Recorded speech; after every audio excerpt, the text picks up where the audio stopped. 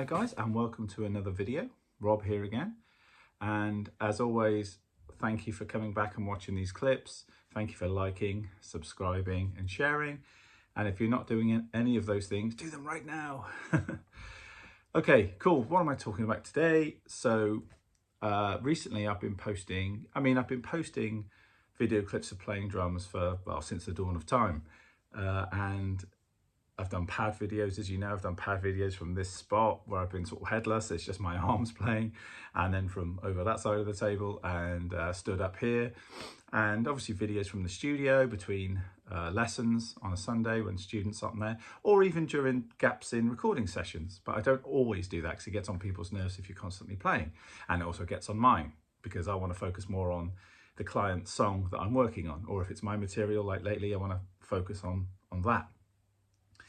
So yeah, I'm always posting stuff, but recently I've been setting myself a little challenge, and I just wanted to kind of share this with you because I've had a few comments about it. And as ever, anything I talk about today, you can, drop it in the comments, let what you think and so on. And as ever, the internet, it's a broad field, and it has to be, and you have to take all comers, So any comments are welcome. And most of the comments I'm getting are positive, which is great. And even if they're not, like, as I say, it's not a problem. It's not always going to be everyone's bag what I do, and that's how it should be. But a few comments have come across of, like it could be recorded better.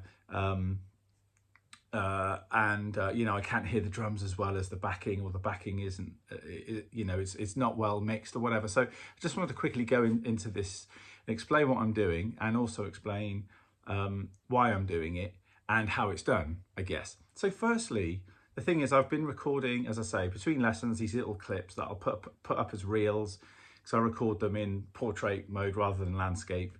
And I put them on my Insta, Facebook, and obviously my YouTube first, because that's the channel I'm really trying to promote. And again, I was going through the past stuff that I've done, and I'm constantly trying to reinvent myself, and challenge myself with new ideas, new phrasing, maybe look at a time signature and improvise on that for under a minute.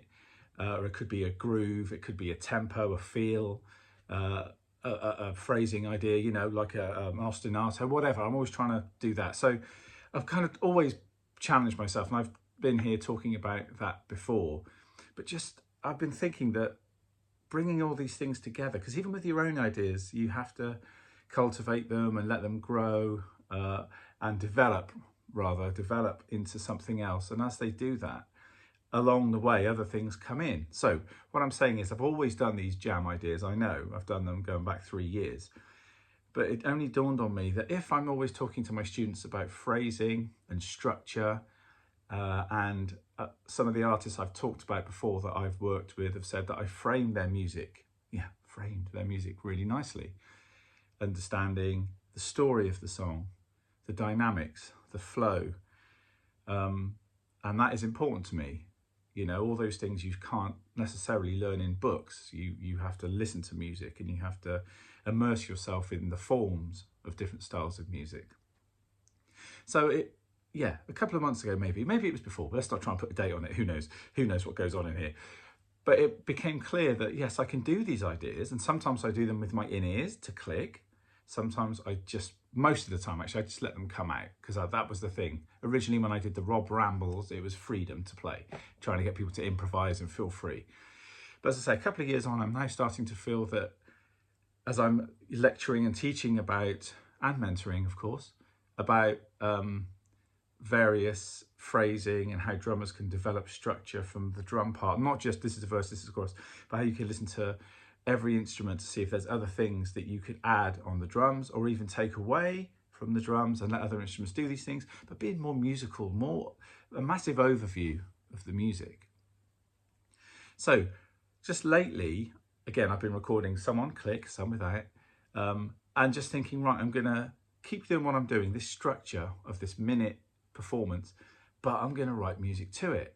So that means now that when I'm playing that feel, that groove, whatever it might be, I have to give it some structure. So when I'm actually composing various, because it's going to be electronic, you know, as I said before, I can't write a song like Brian Wilson or Paul McCartney or something. It's not going to happen. It's just not I haven't got the tools for that.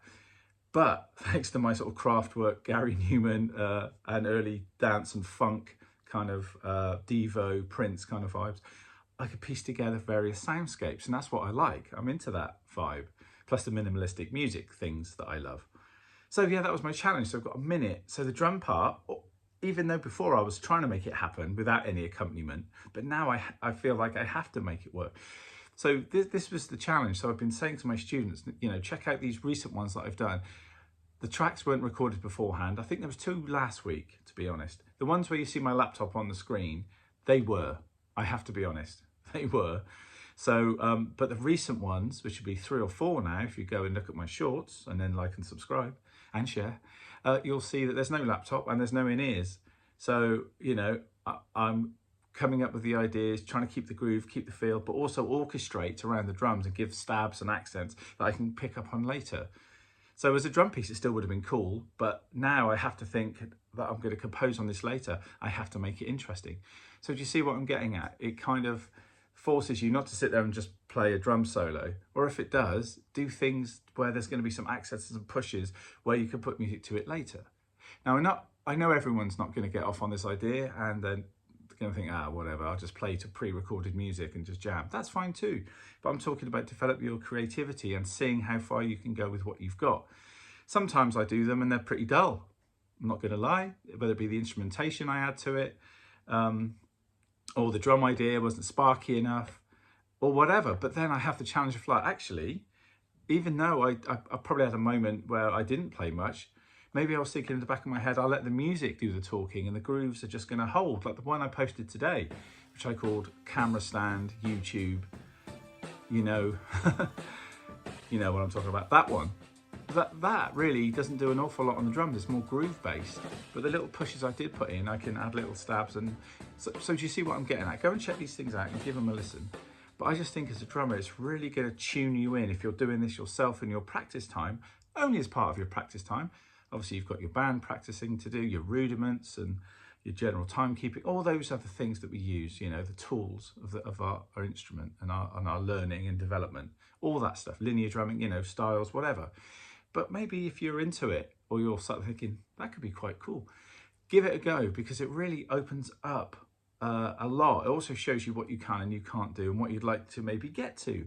But equally, it shows you loads of what you've got already and what you can play on the kit, the ideas you've got, and the musical ideas you add to it. I mean, I keep pointing in here because that's where my laptop is, where everything lives. All my electronic stuff is done in there. And so that's kind of why I'm doing it and why I think it's good to share with you guys, and maybe it could give you something to work on.